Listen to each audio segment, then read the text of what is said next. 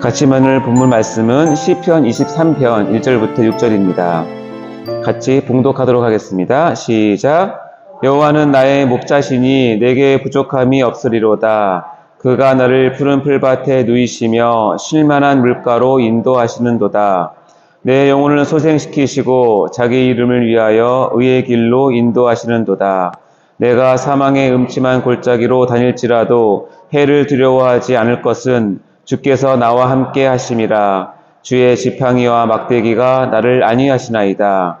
주께서 내 원수의 목전에서 내게 성을 차려주시고 기름을 내 머리에 부으셨으니 내 잔이 넘치나이다. 내 평생의 선하심과 인자하심이 반드시 나를 따르리니 내가 여호와의 집에 영원히 살리로다. 아멘. 자, 이 새벽에 참석하신 모든 분을 또 환영하고 축복합니다. 이 아침에도 기도의 문이 열리고 주님의 은혜와 평강이 모두에게 임하시기를 간절히 축원드립니다. 오늘 설교의 제목은 시편 23편 새벽 묵상 6번째 시간 내게 상을 차려주시고입니다. 제가 지난 설교 시간에 시편 23편 설교를 준비하면서 느낀 것 중에 하나가 이 시편 23편은 마치 한 편의 인생극장 같다라고 말씀을 드린 적이 있는데요. 많은 분들이 이 인생극장이란 말에 많은 호응을 해주셨습니다. 정말 시편 23편을 다시 보니까 우리네 인생의 드라마를 편집해 놓은 것 같은 한 편의 영화와 같은 그런 느낌이 있다라고 말씀해 주시더라고요. 네, 맞는 말인 것 같습니다. 그래서 오늘은 시편 23편 5절 상반절을 중심으로 해서 또 다른 신앙 인생의 한 가지 주제를 좀 깊게 다뤄보려고 합니다. 우리가 다 보셨지만 1절부터 4절까지 내용을 전에 말씀드린 것처럼 다윗이 여호와를 나의 목자로 삼은 후에 벌어지는 밝은 면과 어두운 면, 또 긍정적인 상황과 부정적인 상황, 또 빛과 그리고 그림자와 같은 신앙의 여정들을 그대로 표현하고 있습니다. 그 어떤 상황이든지 모두 하나님의 주권적인 은혜이고 나를 향한 긍휼이고 나의 영혼에 대한 주님의 세심한 인도하심임을 고백할 수밖에 없습니다. 이러한 은혜가 풍성하고 가득 차 있는데 오늘 본문을 보려고 하는 5절에서 다윗은 또 다른 고백을 놀랍게 하고 있습니다. 우리 5절을 같이 한번 읽도록 하겠습니다. 시작. 주께서 내 원수의 목전에서 내게 상을 차려주시고 기름을 내 머리에 부으셨으니 내 잔이 넘치나이다. 아멘. 바로 마지막에 나오는 내 잔이 넘치나이다 라는 이런 또 다른 고백을 한다는 것입니다. 다 아시겠지만 1절부터 4절까지 이미 다윗이 그의 인생의 구비구비에서 누렸던 엄청난 은혜들 하나씩 보면 푸른 풀밭에 누이시고 쉴만한 물가로 인도하시고 내 영혼을 소생시키시고 또 의의 길로 인도하시고 주께서 나와 함께 하시고 주의 지팡이와 막대기가 나를 안위하는 이 모든 은혜를 나열만 해도 다윗의 마음은 충분히 넉넉하고 행복하고 감사할 텐데 말이죠. 또 이렇게 한 번 더 내 잔이 넘치나이다 라고 고백을 한다는 것입니다. 이와 같이 하나님은 더 넘친 은혜를 부으셔서 다윗의 입을 열어서 또 다른 고백인 주님 내 잔이 넘칩니다 라고 한 번 더 고백하게 한다는 것입니다. 이 다윗의 고백 즉 내 잔이 넘치나이다를 제가 저자인 다윗의 마음을 담아서 한번 풀어서 표현해 보겠습니다. 이런 표현일 것입니다. 하나님 이제 저에게 은혜 주시는 건 이제 그만 주도 됩니다. 이제까지 제게 부어주신 그 은혜만으로도 제 가슴은 터질 것 같고 제 마음은 이미 하늘을 날아오르고 있습니다. 더 이상의 은혜는 제가 감당할 수 없을 것 같습니다. 더 이상 부어주시면 제 작은 심장이 터져버릴 것 같습니다. 주님 이제 그만 은혜를 부어주셔도 됩니다. 지금도 저에게는 주님의 은혜가 흘러넘치고 있습니다. 주님 이런 고백을 아마 이 주님 내 잔이 넘치나이다에 담고 있는 것 같습니다. 제가 다윗의 심정을 얼마나 잘 표현했는지 모르겠습니다. 만일 지금 다윗이 지금 저의 설교를 듣고 있다면 아마 손을 내저으면서 고개를 흔들면서 에게 그 정도 아니야. 그렇게 말할지도 모르겠습니다. 그러면 무엇이 다윗에게 이런 고백을 하게 만들었을까요? 내 잔이 이미 찼는데 차고 넘치는 그 은혜 받음이 무엇일까요? 그것은 오늘 본문 5절에서는 두 가지로 그 이유를 설명하고 있습니다. 첫 번째는 주께서 내 원수의 목전에서 내게 상을 차려주셨다는 것, 그것이 첫 번째고, 두 번째는 기름을 내 머리에 부으셨다는 것, 이 두 가지로 인해서 다윗은 내 잔이 넘치나이다 라는 비명 아닌 비명을 지금 지르고 있다는 것입니다. 이 두 가지는 앞에 1절에서 4절까지 다윗이 받은 그 귀한 축복과 은혜 외에 또 다른 차원의 은혜임을 우리가 알 수 있습니다. 앞에 9절에서의 은혜와 축복은 성도가 이 땅에서의 삶과 실제적인 도우심을 기록한 것이라면, 오늘 우리가 나눌 이 본문 5절에서 이 두 가지는 매우 영적이고 영원히 하나님과 나와의 관계를 맺어주고 이어가는 정말 비밀과 같은 언약이라는 것입니다. 그래서 이 구절은 아마도 교리적으로 매우 깊은 내용을 담고 있다고 보여집니다. 오늘은 그 두 개 중에서 상반절인 주께서 내 원수의 목전에서 상을 차려주시고를 통하여서 은혜를 받고자 합니다. 앞으로 이제 2시간에 걸쳐서 선포될 5절의 말씀을 여러분의 말씀으로 받아서 여러분도 다윗처럼 내 잔이 넘칩니다 라고 감격의 고백을 할 수 있기를 주의 이름으로 축원합니다. 먼저 우리 5절 다시 한번 읽어보겠습니다. 시작. 주께서 내 원수의 목전에서 내게 상을 차려주시고 기름을 내 머리에 부으셨으니 내 잔이 넘치나이다. 오늘 본문 상반절을 보면 주께서 내 원수의 목전에서 내게 상을 차려주시고, 이 구절이 제가 알기로는 시편 23편의 구절 중에서 가장 많이 오해를 받고 있는 구절인 것 같습니다. 그 첫 번째 오해는 뭐냐면, 내게 상을 차려주시고 라는 구절에서 상을 보상이나 상장, 그리고 이런 삐까번쩍한 이런 트로피를 생각한다는 것입니다.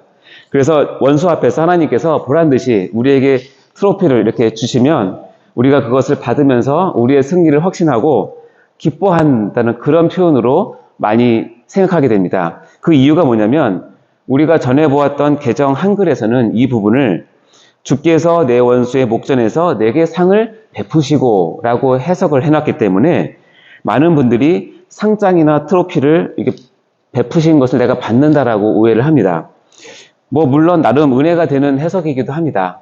하나님께서 우리를 인정해 주셔서 이런 트로피를 주신다라고 생각할 수도 있지만, 애석하게도 이것은 성경의 원래의 뜻이 아닙니다. 자, 이제 두 번째 오해는 뭐냐면, 왜 하나님은 원수 앞에서 나에게 이런 밥상을 차려주시냐는 겁니다. 상식적으로 생각하면 생각만 해도 끔찍하고 오싹하고 두렵고 피하고 싶은 그런 원수들인데, 그 원수들 앞에서 내가 밥을 먹는다. 여러분 한번 상상을 해보십시오. 금세 체하지 않겠습니까? 이것은 맛있는 만찬이 아니라 오히려 고문에 가까운 가학적인 행위라고 생각할 수 있을 정도로 심각한 것입니다. 이러한 하나님은 어떻게 보면 정말 짓궂으신 것 같고 눈치도 없으시고, 우리가 당황해하는 모습을 지켜보시면서 혼자 좋아라 하시는 그런 독특한 취미를 가지신 하나님이라고 오해할 가능성이 많아 보입니다.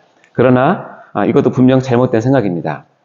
그러면 이제 이 구절을 제대로 한번 이해해 보도록 하겠습니다. 금방 읽은 것처럼 주께서 내 원수의 목전에서 내게 상을 차려주시고, 그래서 제가 하나하나씩 말씀드려 보겠습니다. 먼저 주어가 주께서라는 것입니다. 여러분 보시면, 그래서 이 일을 행하시는 분은 바로 여호와 하나님, 그분 자신이라는 것이죠. 주권적으로 행하시는 일이라는 뜻입니다. 즉, 이 일은 나로부터 말미암아 이루어진 일이 아니다라는 의미입니다. 두 번째, 내 원수에서, 이 원수는 원어상으로 보면 단수가 아니라 복수입니다. 즉 원수들이죠. 즉 저자인 다윗 주위에 다윗 자신을 죽이려고, 해하려고 지속적으로 직접적으로 적대하고 괴롭혔던 이들을 지칭하는 것입니다. 즉 다윗의 생명을 노리고 해할 준비가 되어 있는 허다한 원수들이 둘러싸고 있는 그런 상황이라는 뜻입니다. 세 번째, 목전에서라는 단어인데요. 목전이란 말은 말 그대로 눈앞에서라는 말 뜻입니다. 원어적으로도 맞은편에 또는 보이는 쪽에서라는 뜻입니다. 즉 하나님께서는 다윗에게 상을 차려주시는데, 바로 자신을 적대시하며 괴롭혔던 원수들이 목격하는 가운데 이 상을 베풀어 주신다라는 의미입니다. 네 번째, 여러분 이 상이라는 단어는 히브리어로 슐르한이라는 단어인데, 이것은 손님을 초대해서 음식을 나눌 때 사용하는 식탁, 즉 평범한 밥상을 가리키는 것입니다. 영어로도 이 식사를 위한 테이블로 이제 번역을 해놓았는데요.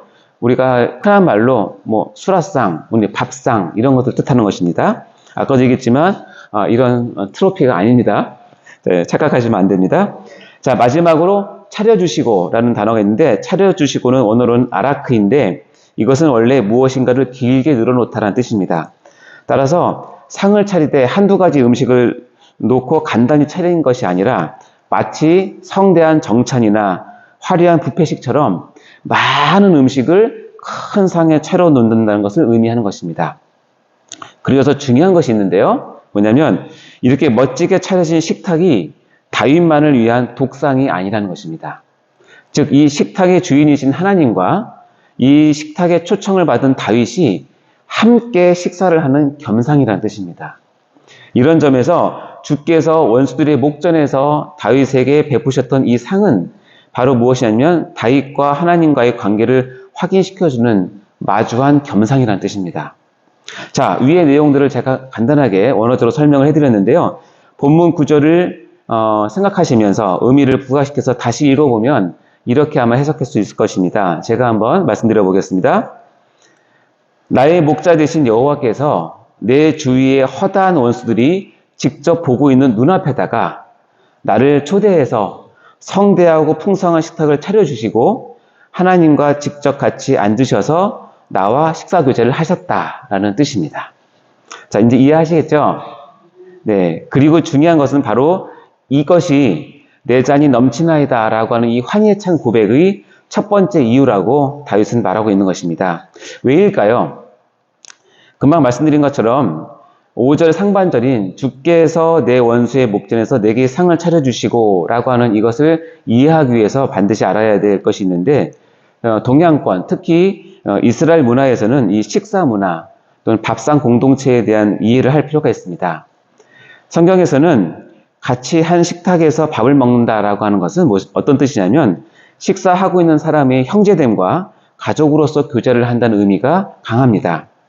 그 예로 구약에서 보면 여러 제사 중에서 화목제가 있는데요.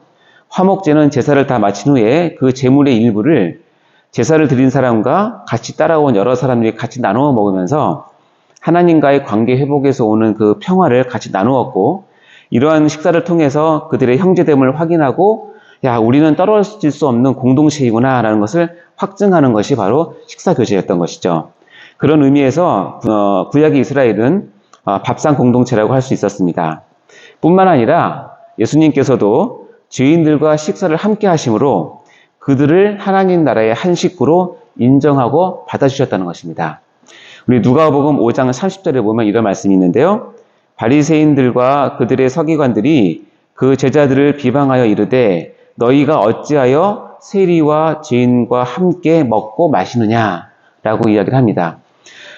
여기서 보면 바리새인과 서기관들이 예수님이 이 죄인들과 같이 식사하는 것을 도저히 이해하지 못하고 비난하고 못마땅했던 것입니다. 하지만 예수님께서는 바로 이 식사 교제를 통해서 많은 사람들을 하나님 앞에 부르시고 그들을 회개시키시며 하나님과의 관계를 맺게 해줌으로써 그들을 하나님의 식구, 즉 하나님의 자녀로 세워주시는 일들을 곳곳에서 하고 있는 것을 우리가 보게 됩니다. 즉 다시 얘기해서 예수님에게는 식사 교제는 무엇이냐면 죄인을 온전한 하나님의 자녀로 만드는 중요한 방법이었던 것입니다. 여러분 잘 아시는 말씀인데 요한계시록 3장 20절에 보면 이런 말씀이 있습니다.